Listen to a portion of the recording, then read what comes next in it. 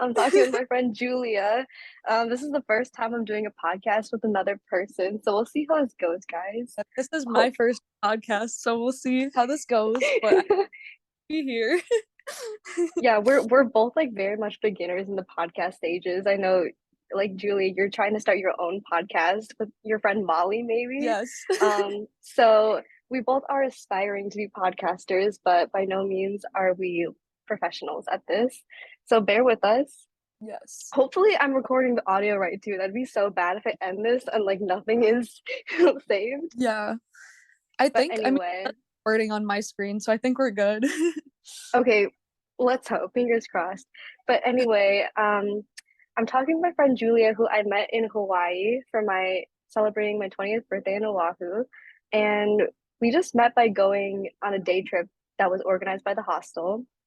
And basically what this conversation is about is our love of traveling and how it could be a possibility for anyone, regardless if you're broke, if you have no time, if you think you can't travel alone, like we will help you make your dreams a reality because we both really believe Yeah. travel is a possibility for everyone. Yes, because I So believe if we're doing it, then everyone else can do it too. Like anybody who wants to travel, we're over here like I don't even have a career yet. Like I don't have a job that makes me like six figures or anything, and I'm still traveling and I've found ways how to travel on a budget. So I think anybody can do this.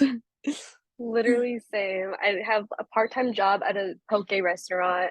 I have no other means of income. I have like bills that are still due from my last trip, but we're still gonna travel. I have a New York trip planned tomorrow, literally. Oh my Um, God. and funny story, I was supposed to go couch surfing with this guy. Like he let me his place for a couple nights, but he canceled last minute to go to Argentina because they just won the World Cup or whatever. So now I don't have a place to stay. So, I'm still gonna go. We're still gonna make it happen. But yeah, it just goes on the theme of like, if you really want to travel, just do it. Like, don't let anything stop you. Like, plans may fail miserably, but you could still make the best out of any situation. Right. And speaking of that, Julie, do you want to talk about your travel experiences? Oh, yes, for sure. I was just gonna say, I think it's all about like priorities, like setting your priorities straight. And like if travel makes you happy, if it's something you want to do, you should definitely like prioritize that. And like for me, like travel is definitely like at the top of my list. Like definitely one of the things that I'm very passionate about. So I don't like spend my money on stuff that I don't need. Like back in high school, I used to spend a lot of money on like clothes and just like different things that I didn't need. And partly the reason for that is because I worked at Target and so I got like a 20% discount or something like that. So I would just like go Oh, ahead and dang. yeah, I That's would literally tempting. X on like clothes and food and just stuff that like it just didn't make sense to even like spend my money on that. But yeah, so that kind of ties in with like, budget traveling and because I've been saving a lot of my money specifically for travel. And that's why I'm able to, take these trips even though I don't have like that much money coming in, if that makes sense, but I have a lot of money saved up.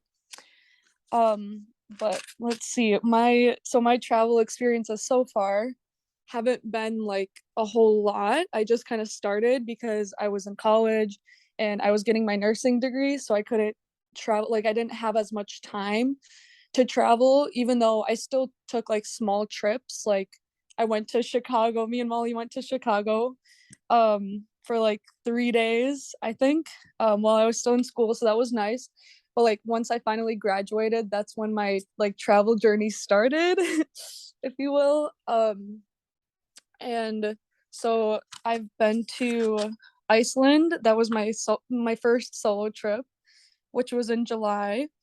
And that was Which is amazing. so freaking cool because I remember you were telling me about that trip. You were saying you were a little bit nervous at first because you were completely solo and it's Yeah, Iceland, like on the other side of the world, like kind of in a more low key, or not low key, but lesser known location. Like it's not like you were going to London or something like that. Like you were going to Iceland. Yeah, and I was like, honestly, I was kind of scared. Like, I've been wanting to do a solo trip for a really long time, like I was telling you.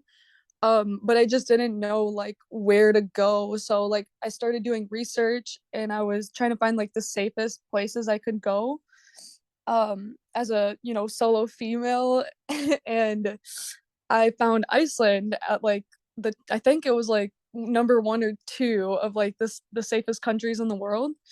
And so I started looking at flights and I was looking at flights for like a long time, not gonna lie, because I was trying to find like a cheap flight and like also knowing how expensive Iceland is, I wanted to make sure I could like afford this trip and like I really had to budget out. Um and but yeah, anyway, I made it happen and I just kind of impulsively booked the flight one day. I didn't even and then yeah, later I, told my family that I'm doing this and not gonna lie, they were freaking out for a while, but I still went and had a great time. And it was like definitely like the best trip of my life so far. Just because I feel like that first solo trip is always like just a very memorable trip, because you just meet so many people and like I don't know, just have like so many amazing experiences. Hmm. Um, and like since then I've like made friends in like different parts of the world, which is really cool. And like yeah, it was really cool too, Lydia, when you came over or flew over just for like one day. Yeah, Yeah. I that was visited Julia in Minnesota for like a day trip. yeah. I'm from Chicago, so it's not that big of a flight, but I just visited her for the day. And that's where I got the inspiration for this talk because we were just talking about how to make travel a possibility, budget travel, like solo trips. And so that was the inspiration behind this podcast. um yeah, so um I let's see. Well, I could give you guys some recommendations if you're ever in Iceland. Um so like Yeah, how did you make traveling to Iceland affordable or like within your budget? Because uh, Iceland is by no means cheap. yeah. So, what are some ways you save money? And honestly, I didn't realize it wasn't gonna be. I mean, I knew it was gonna be expensive, but I didn't realize like until I got there how much the food and like drinks were, especially like buying alcohol in Iceland. Like that was so freaking expensive. Um, well, first of all, the flight I booked through Skyscanner, which is like a great app if you haven't heard of it. It finds you like the cheapest flight deals from like all over the world. And I I was just kind of tracking this flight and when it dropped to like 400, I bought it at like 430 or something like that, 435 maybe, which is like pretty cheap, I would say, from Minnesota, which is where I live. Um and so that was kind of nice. And then let's see, I went grocery shopping a lot. And what's nice about staying at a hostel is usually they have like a full kitchen, so you're actually able to cook stuff. And so that was like what I would do sometimes, I just make my own meal, or even like I would meet people in the kitchen and then we would end up cooking like spaghetti together or like have like a whole meal that we would kind of combine like our ingredients. It sounds like so cheap, but it was great. It worked out like perfectly. Um like one time this girl that I met from Austria, she bought, I think she had like correct or no, she had, I'm trying to remember how we made this work, but I think she had like crackers or something. And I had bought like a cave, I think it was like this bottle of black uh caviar, which usually like caviar is expensive, but like in Iceland it was like actually cheap. Like I think I bought it for like, it was like in this tube and it was for like $4 or something. Oh, So interesting. we made these like sandwiches and stuff, yeah. And kind of like split the cost on that. And then what else? So like of course when I would like meet people and they would want to like go out and get food, like I would totally like go get food with them. But if I was just kind of like by myself or like if there's like a day where like I met other people like in the kitchen, I would just kind of cook with them, you know? So I wasn't going out to eat every single day, which is one of the ways I made it like less expensive for myself and like was able to budget more that way. Mm. Um, so yeah, I that's kind think of staying good in food. hostels are one of the best hacks. And Yeah. just like to back it up, if you guys aren't familiar with hostels, it's basically a lower version of a hotel. It's a shared living accommodation space, kind of like a campus dorm. You could think of it that way because you also share facilities like bathrooms, kitchens, like Julia was saying. But it's a really great way to meet other people, especially if you're solo traveling. Because I know, Julia, you were talking about your hostel organizing social events that anyone could sign up for if you're staying at the hostel, and you just go out with groups of people from the hostel, like strangers that you've never met before, but you just go out and have this adventure in whatever place you're visiting. And it's it's the reason why I love hostels so much. It's a great way to save money, but it's the perfect way to meet people if you are solo traveling too. So Mhm. yeah, hostels are like one of the best hacks I have for budget traveling. Um, and Exactly. It's so easy to meet people. Like when I was in Iceland, I was doing tours with like just people that I met, just like friends. Like I would meet them for the first day and then they would be like, "Oh, do you want to do this tour together?" And I'll be like, "Yeah, you know." And it's like such a great way of like not having to plan your whole trip out, you know, and just being more spontaneous about it. Um and because like for Iceland, I only had like the Blue Lagoon booked, which if you've never been to the Blue Lagoon, like you have to go if you're in Iceland. That's it where looks so Justin pretty. Bieber It's on did my his, bucket list. yes. I think Justin Bieber and like I think a couple other like famous people like did a music video there. Um, but yeah, so I only had that booked, and I think I had like one other tour booked, which was the Golden Circle tour. And I kind of that's the only tour I actually did like by myself because I booked it on like either my first or second day in Iceland because I didn't know how the whole thing was going to work with like meeting people. Like I didn't know if I was going to be spending a lot of time by myself or like what I was going to do.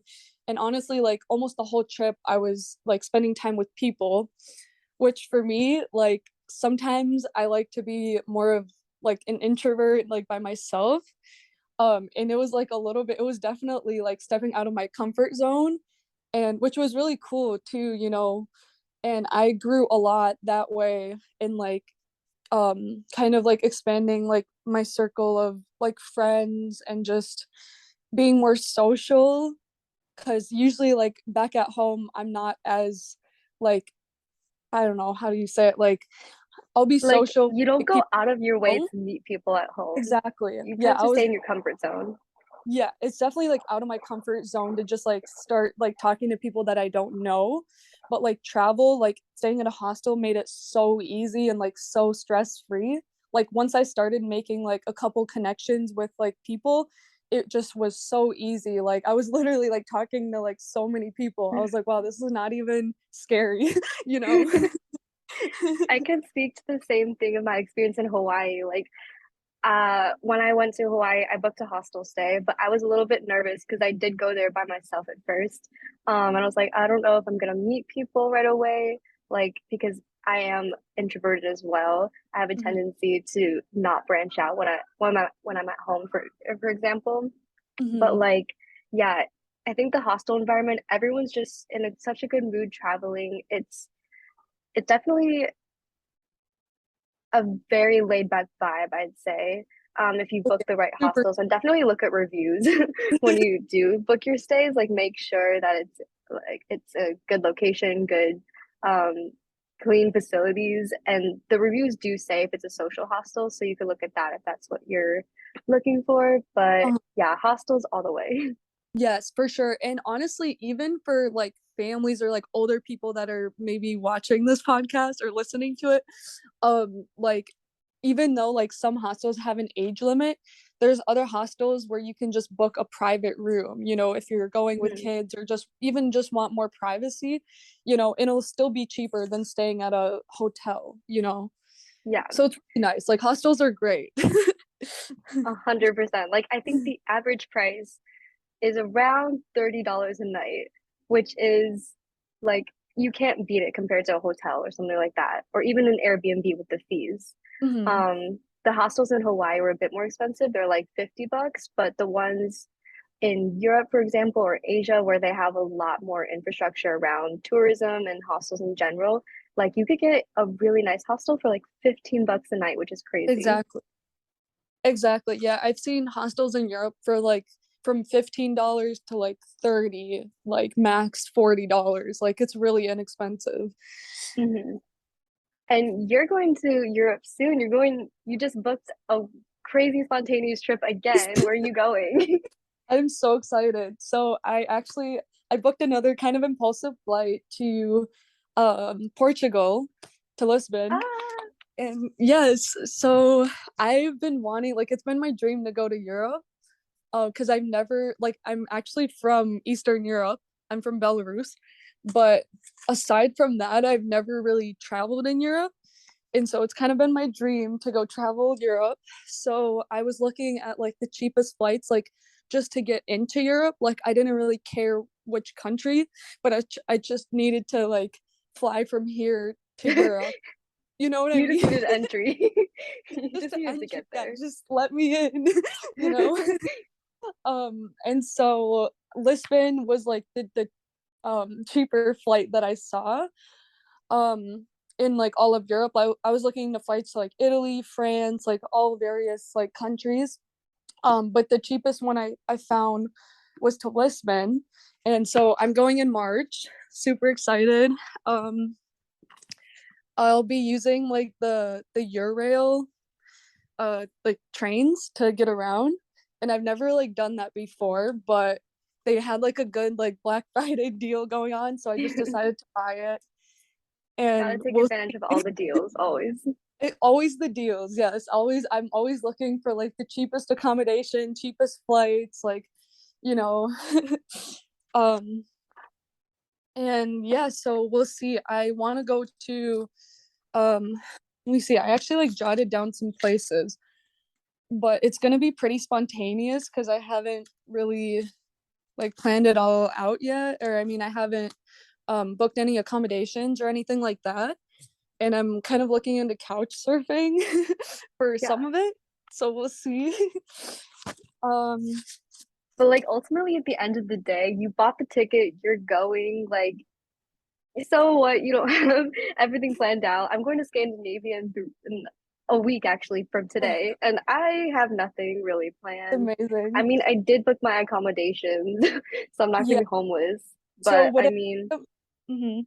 What I think I'm gonna do is just book like accommodation, like a hostel for maybe like 3 to 4 nights in Portugal, just so I'm not like totally freaking out.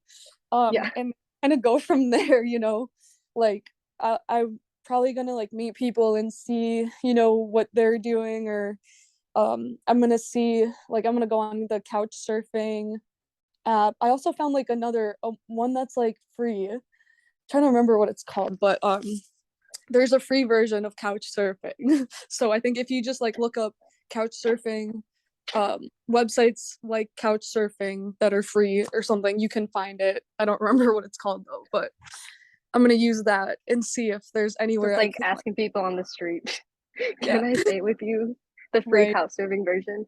But no, Mhm. like couch surfing is definitely an alternative to hostels, even cheaper because I think the membership fee is $3 a month um, for a free stay with a random stranger. I've personally never done it, but I will be trying it out, so we'll see how it goes. So you have to tell me, Um, you have to let me know how that goes. Definitely. But ultimately, to wrap this up, I really just want to emphasize that if you want to travel, you can definitely travel. Like, it is a possibility. Like, it is not exclusive by any means. I think the travel industry paints it as something luxurious, like high end, you need to stay in resorts, you need to go on these expensive tours. But no, you could literally go, just book the plane ticket, go. If you don't have accommodation planned, you'll find something. I think it all comes down to what we said in the beginning is mindset. If you have the right mindset going into it, open perspective, open mind, like willing to try new things and really just immerse yourself in the travel experience, then I think there's no way you can't have a good time. Yes, for sure, definitely. I just wanted to add one thing. So kind of with like the mindset and like manifestation, stuff that you were kind of talking about. What helps me or what helped me kind of get started with travel, because I knew like I wanted to travel and like especially, take that first solo trip, is to like write down like what country where I want to go, like just like writing the process of just writing down your goals. I think that like helps to kind of unlock your like subconscious mind to actually like work on that goal. Mm, um and also visualization, like I definitely would not have like taken those trips if it weren't for like me visualizing like going to those places, and like um just like having like an imagination and like kind of like seeing like what I want to do, like where I want to be type of thing. mhm, And so like I was reading this book. It's called Good Vibes, Good Life. I don't know if you guys have heard of it, but it's by Vex King. Um and he said in that book, like I read that the brain and the nervous system can't tell the difference between what is imagined and what is real. So I think it's a good way to just use your imagination so you can actually create your reality. mm. Wow, I love that. I'm gonna have to, okay, I'm definitely gonna add that to my long list of books to read. Yes, Thank you for the recommendation, for, Julia. yes, Well, we definitely have to have a part two to this because I feel like manifestation is a whole nother podcast. oh my, yes, we could talk. I feel like I could talk about travel like all day. So Literally, me yeah, too. But yeah, definitely prioritize travel and it will become a reality. That is the ultimate conclusion, I yes, think. 100%. Yep. All right. Thank you so much, Julia, for talking with me today. And hopefully we'll have a part two. Yes, definitely. I'm excited. Part two. Yes. All Okay. right. Thanks for having me. Bye, podcast. Bye.